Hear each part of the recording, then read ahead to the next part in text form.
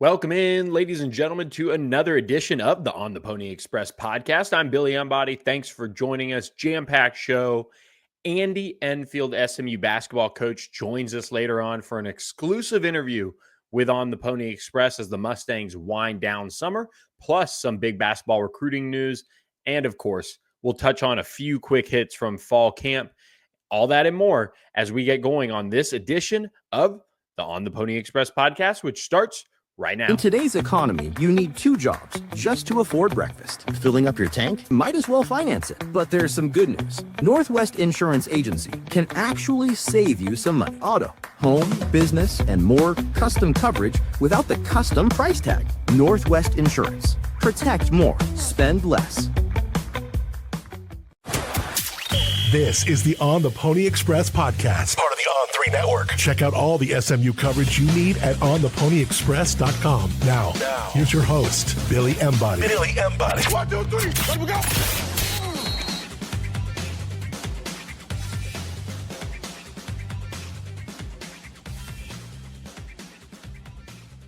That is right. Happy Tuesday to you guys. I'm, of course, recording this late Monday night here as wrapped up SMU football, kicking off another week, their first full week of fall camp. And we've got some big recruiting news on the basketball front to touch on this edition of On the Pony Express podcast. But of course, I do want to remind you guys, Mark Villasana, Northwest Insurance Agencies, reach out to them today, 214-352-5656. Discuss your current rates with Mark and his team and make sure you're covered and make sure you've got everything lined up ahead of football season, because you don't want to have any worries as the Mustangs take the field August 30th against East Texas A&M. You don't want to be sitting there in the second half as the Mustangs are rolling thinking, oh, I need to look at my insurance. No, handle it now and get set for football season with our friends at Northwest Insurance Agency.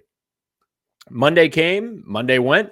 The Mustangs opened the season in the coaches poll in the top 25, 16th nationally in the country. The Mustangs will play two top 10 teams in Miami and Clemson, both in that 5 to 10 range of the coaches poll, and then a slew of programs receiving votes. They'll play Louisville, they'll play Baylor, TCU, and Syracuse as well. I don't think I'm forgetting one there, but Mustangs have a tougher schedule, at least on paper. I was joking with one of my Oklahoma friends, and I sent him the thing from the coaches poll where the Sooners missed the top 25 for the first time since, I think, 99. Let me see if I've got our text thread here. Yeah, 99, snapping a 25-year streak there for the Sooners. And, of course, I had to give them a little bit of grief, but they said, oh, the coaches don't know anything. They had us in the top 10 or something going into last year. So coaches poll, preseason polls, they mean nothing, but I thought that was a funny one to share with you guys. But SMU fans hoping that, they're jumping off inside that top 15, top 20 range, whether it be the coaches, whether it be the AP top 25 that'll come out later.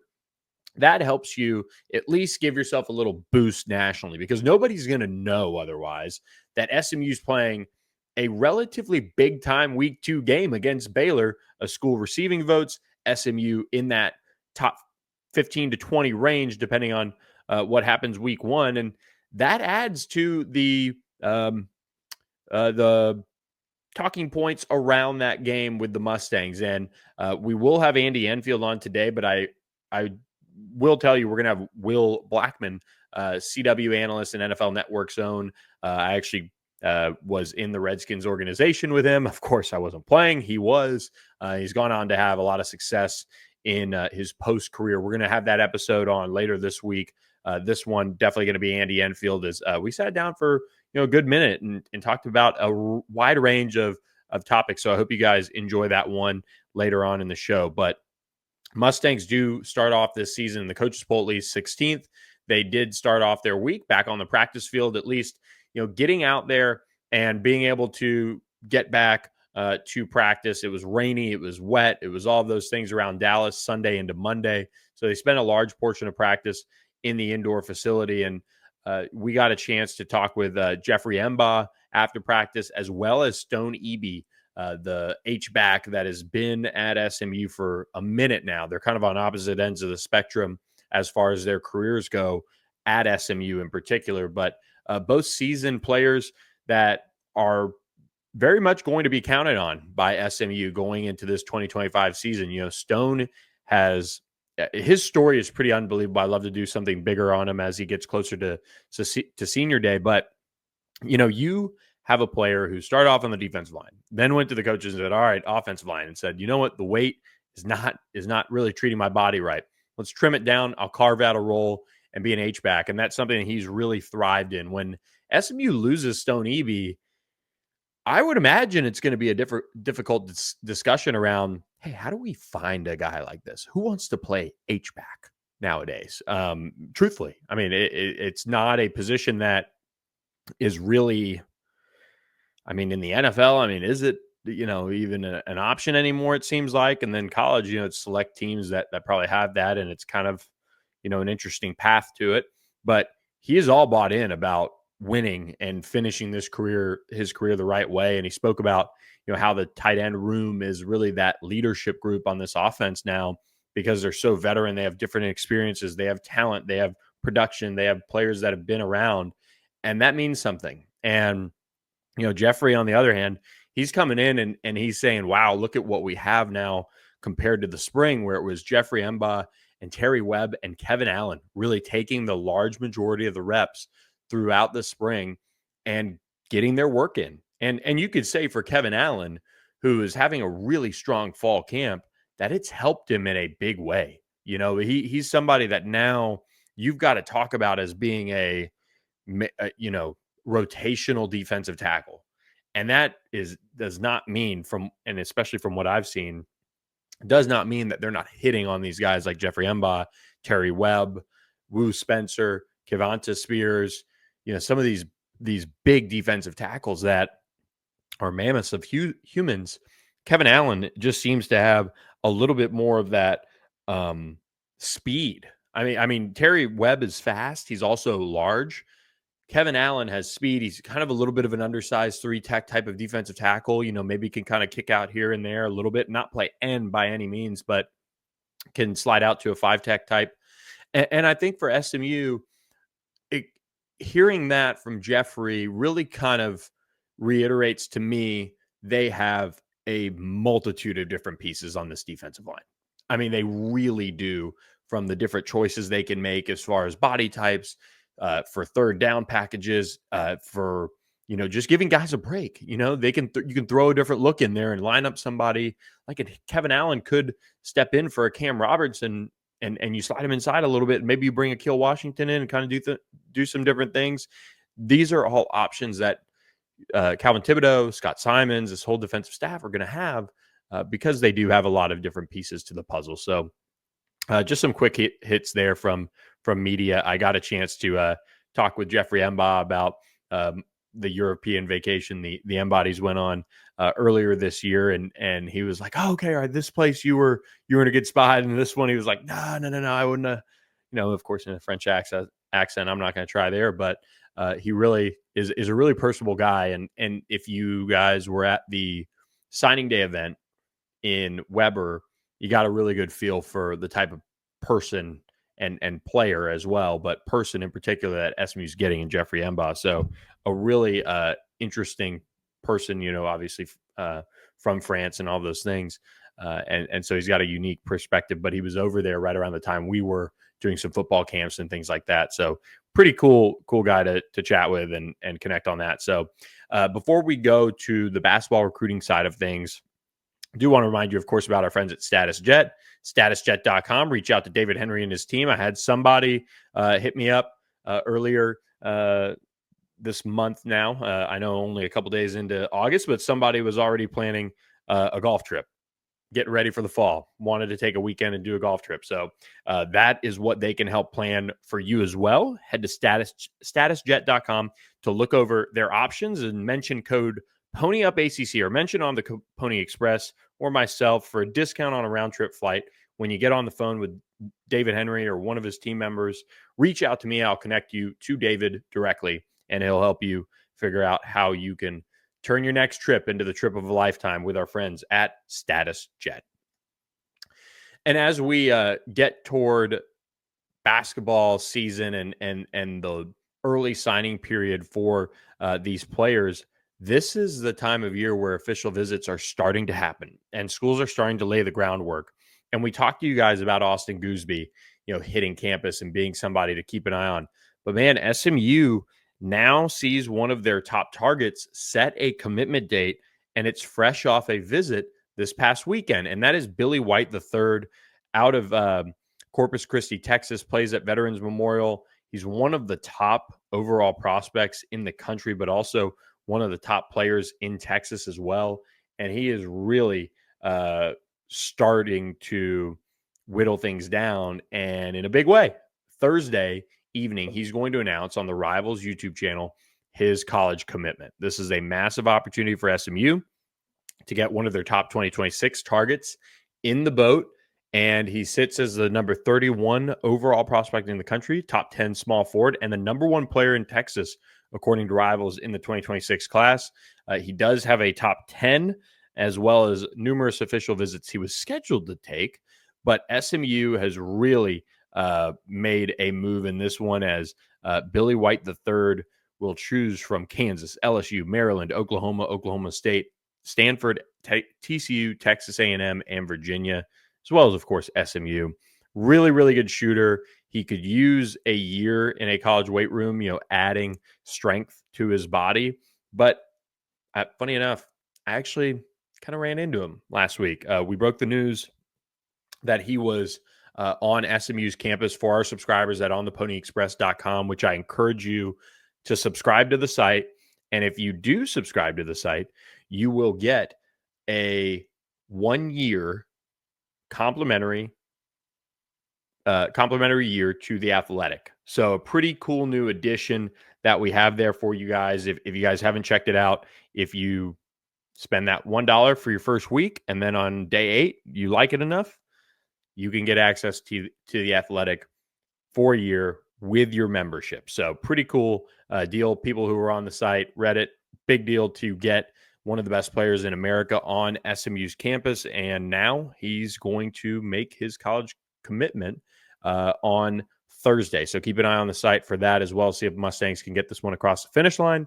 But he moved up his official visit to be there. So says a lot there right off the bat. And that would be a really nice building block to start off the 2025 fall calendar year. I mean, Andy Enfield and his staff coming off one of the best classes in program history earlier this year, capping that, or I guess last year when they signed that group, but really signed it in completion in April, May when BJ Davis-Ray signed with that 2025 class. So they continue to keep rolling. Had Austin Gooseby on campus for an official visit. He did cancel his UCLA visit, I'm told. So last week was just about SMU, and we'll see what happens with that one. But SMU shooting high, and we'll have a bunch more notes as well as breaking news from our conversation with Andy Enfield, both on and off the record. But we did get news that they're, of course, going to play LSU in New Orleans December 13th at the Smoothie King Center. So pretty cool deal there that SMU is going to at least play in New Orleans. Neutral site game against LSU. If you look at last year, it should be, a good opportunity for SMU to get a win. And I can tell you, they're going to play 4 SEC teams this year. So find out who the latest one is by subscribing to ontheponyexpress.com for just $1 for your first week. So do want to remind you guys before we get to our interview with Andy Enfield to reach out to the Thomas Auto Group. Had a friend of mine say, hey, look, I've kind of done the same thing with my vehicles over the years. I've bought them at 30, 40,000 miles, let them get to 100, a little bit over 100. I trade them in. I want the same car. I said, well, I'll connect you with Brandon Thomas and his team, and they will get you hooked up. And if they don't have it, they'll help find it. So reach out to the Thomas Auto Group. If you need to get connected with Brandon, he's an SMU alum. He's happy to help. If you mention On the Pony Express, you get employee pricing on new and pre-owned vehicles. So make sure you reach out to the Thomas Auto Group today. Any of their Ford vehicles, any of their Ford dealerships in the DFW area, especially McKinney up there, Ford, Subaru, Volkswagen, and Mitsubishi. So appreciate the Thomas Auto Group for all their support of the On the Pony Express podcast. And without any further ado, we go to our interview with SMU basketball coach Andy Enfield. This is a great sit down. Really appreciate Herm from SMU PR from getting this one done. And of course, Andy Enfield for his time. It was a good time chatting with him and catching up on all things across this basketball world that's getting crazy. So I hope you guys enjoy this interview with Andy Enfield, and we'll be back with another edition of the On the Pony Express podcast later this week. So have a great rest of your Tuesday. We catch you guys bright and early with a fresh podcast with an exclusive interview from Andy Enfield. So thanks for listening, everyone, and we'll catch you guys next time. Welcome back to the show. Now we're really excited to have SMU basketball coach Andy Enfield join us. Coach, thanks so much for the time. Thanks. It's summer for the second time for you in Dallas. I hope you've gotten used to the heat, but you guys did certainly bring the heat in the first year of the ACC for SMU, keeping things rolling off of, like we were talking about, the football team rolling in year one there as well. What did you learn about Dallas, SMU, your program here in year one, now that you've maybe had a little bit of time to assess? I learned a lot of people leave the summer in Dallas. It is pretty hot. Yeah. But we don't mind it. I like the heat. Our team is doing very well. SMU, a lot of momentum across the university, especially in the athletic programs going to the ACC. Fortunately, quite a few programs, including our men's basketball team, had successful years in the first season in the league. And so everybody's pumped up here around campus, and we're excited for football to start here in a few weeks. Compared to last year, or I guess looking back a little bit on last year, what were maybe some of the limitations of the team, but then also things that were beyond, above your expectations from last year's unit? Well, I think limitations, you don't have the ability to recruit your freshmen because we were at a different school coming in here, and so we had to hit the transfer portal, sign 7 transfers. We did get cement late in the summer. Give our guys a lot of credit. The players that we brought in really bought into the team and the culture that we tried to set here at SMU, and they did a terrific job. And the players that were here last year that are now returning, you get Boopy back, you get BJ Edwards back, Semet Yigitolu. Year two in your system, what kind of a jump are you expecting from them based on what you've seen? It's nice to have 3 returning starters. You have BJ, Boopy, who made third team All-ACC. BJ Edwards was first team All-Defense. Boopy was third team All-ACC. Semet had a very good freshman year. It's nice to have continuity. We added 3 transfers. We have 4 true freshmen and 2 redshirts. So we'll be young this year. Half our team will be freshmen or redshirt freshmen, and the other 6 will be experienced guys. We'll rely a lot upon those 3 returnees we talked about. BJ made the biggest jump, that I've saw last year. What have you seen from him this summer? Are you guys excited to see him take another leap? Yeah, he's improved. He improves every week, every month. He's a completely different player than he was when we first got here last year, and then he's made improvements since the end of the season. We expect him to take another jump and really be a true lead guard in the ACC this year that can put pressure on the defense with his offense and his defense. Yeah, is that the biggest thing from last year? You get some time when Boopy misses some time. BJ's got to play a little bit more point. That probably gives you a nice little teaching, tool moment for him to say, hey, we need a little bit more offense from you too. Yeah, BJ was our secondary ball handler last year. Boopy was our point, and then when Boopy was hurt, he was hurt 7 games, and BJ had to be the primary ball handler. And he's good at either. He's more comfortable now being the primary guy, and has come a long way with his decision making, his assists. He sees the floor at a very high level right now. So we can't say enough about his improvement. One of the, I guess, not talked enough about storylines from last year and Semet, getting here, the first day of school basically. What does a full off season in your program look like for just any of these guys, but for a guy like Semet who got so much experience and time and showed the flashes, he's got to take that next step too. Yeah, Semet had a terrific freshman year. It's hard to average 10 and 6 in a power conference as a freshman. He did that. Yeah. He helped us win a lot of games with the size, his skill sets. He's improved. He has to work on his body, his strength, his quickness, getting his shot off quicker instead of the 4, 5, 6 dribbles, maybe the 1 or 2 or no dribbles at all. Finishing around the rim at a higher level, making his free throws at a higher percentage. But we're very happy with his progression. He needs to have a big year for us if we're going to be successful. And one of the big things from this first year was the recruiting class. A huge, historic class for SMU basketball.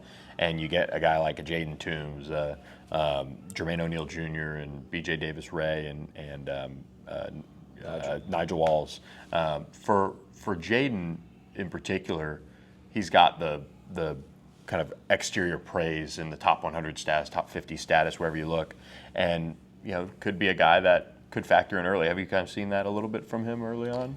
I think the four as a group are very talented. They play well together. They play very hard. There's no nonsense about them. They compete with their upperclassmen from day one. They have some things to learn, but we're very impressed with their willingness to pick things up quickly and the skill set that they walk in the door with. So they are basketball players. They just love the game. Jaden Toombs has a chance to play a lot of minutes for us this year, as well as the other guys. Nigel just turned 18 July 1st. Jaden turned 18 in May. Jermaine O'Neal Jr., BJ Davis-Ray are big wings. Jermaine is an incredible athlete, a great defender. BJ's a terrific shooter. So they all bring something different to our roster that we need. We made the conscious decision to bring these guys in, not go get transfers in their positions, and allow the freshmen the ability to, whether they start or not, but at least come off the bench in the rotation and help us try to win games. Do you get the sense from them that they are just so excited to really represent Dallas? Two of them in particular, with Jermaine and Jaden being here in town, but they also spent, it feels like, half the home games here with you guys and watching you guys. Well, our goal as a new coaching staff to come into SMU, the only ACC school in the state of Texas, the only school in Dallas, that power conference school in Dallas. So we try to recruit Dallas kids, BJ Davis-Ray, Jermaine O'Neal Jr., Jaden Toombs, and then we're fortunate to be able to have Nigel Walls come from Houston. So 4 Texas kids, 4 for 4 for the state of Texas. We'll try to get these guys to take ownership of this program, see what they can do with it over in the long term. What's the reception like for this recruiting class of 2026? And I'd love your take on it just as a whole, maybe what you see on the trail or what you're seeing as far as trends. But a lot of talented prospects in the state of Texas as always. But has the reception changed since what you guys put together in the top 4 finish in the ACC? Yeah, it was important for us to have a good year last year, tied for 4th, 24 wins. And so now players around the state, as well as nationally, look at SMU as a legitimate place to come to college and compete at the highest level. Our success at USC, having 11 guys make the NBA, winning a lot of games, going to a lot of NCAA tournaments, making the Elite Eight, that was good, but that was in the past. And so last year's recruiting class could kind of look at our track record of success, but now the players now want to see SMU be successful. That's why it was so important for our players to have a good season last year, to get that momentum going and keep it. Kind of a little bit off the wall here, but a lot of talk around Ford Stadium and kind of what's next for it, because there are so many good facilities around SMU. Is there anything that you have on your wish list or anything like that as far as facility improvements? Our administration's been very supportive, I think, with the new Weber End Zone Complex. We redid our locker room. The Pratt family gave a nice gift, and some other families. We redid our locker room. It's incredible. Our lounge, the locker area, our video room. Moody Coliseum was already redone quite a few years ago, and Moody's one of the best places in the country to play, I think. It's loud. Everybody's on top of it. Every seat is a great seat in the house. So we have incredible facilities here. We have our own practice court, our training room, our strength and conditioning program with Curtis Schultz. He was able to make some adjustments to the strength room, and so we're excited. We feel our administration's behind us 100% in the community as well. What's the difference for you personally and some of your coaches too, just not moving and doing all of those things? You got a little bit more time on your hands this offseason. Anytime you have to move your families, you take a new job, you have to get acclimated to the environment, the new city, and also the new recruiting environment. But our staff is experienced. They've done an incredible job of staying together and then really getting to know the area.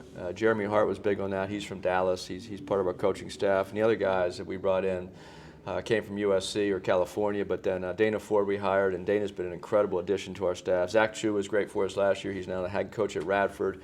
But that staff continuity with Coach Capco, associate head coach, and Jay Morris, and Eric Mobley's been with us, 8 or 9 years now, and Mike Sweat's 9 years. And so that adds up. Kirk Karras was actually played for us, was a video coordinator, and then is now an assistant coach. And that means a lot because you're together with your players and staff many days throughout the season. Yeah. And you have to be able to get along, and you have to be able to have some kind of culture within your program, and they're a big part of, and the reason why we've been so successful. Zach Chu, saw the news. You guys, sounds like home and home or a non-conference matchup coming up here. Yeah, not home and home. We're not going at Radford. Yeah, right. Sorry. Maybe we'll stay there when we play Virginia Tech. Yeah, there you go. Yeah. What any nuggets from the non-conference schedule you could share, and also just how cool will it be for Coach Chu to bring the guys over here? Yeah, it's great for him to be a first-time head coach. Really excited for him. The Butler at home is a Big East game. That's going to be great. We have some challenging non-conference games to start, but then we play 4 SEC teams in a row. And that's a gauntlet of a schedule with Mississippi State on the road. We play Vanderbilt in the ACC Challenge, SEC Challenge on the road. We play LSU down in New Orleans at the Pelicans Arena, and then we play Texas A&M over here in Arlington in a neutral site. So that's a pretty challenging schedule. And of course, we go into the ACC starting in January, but we did that on purpose. We wanted to try to load up with some challenging games to give our guys a chance to get some quality wins early on. How did the expectations change, if at all, I guess, internally now that you've had a year, you saw success, you got some key guys back, you bring in some new players? I mean, what does that do to expectations internally or how you feel, I guess, maybe going into this year? Yeah, we expect to win and compete just like we did last year. And that was our message to our returning guys last year, but also the 10 new players we had in the team. I know everybody's new, staff new, players are new, but we want to compete. We want to compete with the top teams in our league, and we did that last year. So we feel like we have enough talent. The 3 transfers we brought in, Corey Washington, Jerome Pierre Jr., and Sam Walters, are all experienced guys. The 3 returning starters that helped us win a lot of games last year, and then our freshmen. So this group is talented enough to win games. It's going to be a matter of how they gel together. Can they share the basketball like we did last year? Can they elevate our defensive presence and be one of the top 2 or 3 teams in our league defensively? And a lot to be determined. That's why we play the games. Exactly. Well, we're looking forward to it being back in Moody Coliseum before we know it. Enjoy the rest of the offseason, so to speak, Coach, and thanks for stopping by with us. Thanks, Billy. Thanks for listening to the On the Pony Express podcast with Billy Embody. Follow us on your socials on X at SMU_on3 and on Instagram at On3SMU. And keep it locked to OnThePonyExpress.com for more coverage.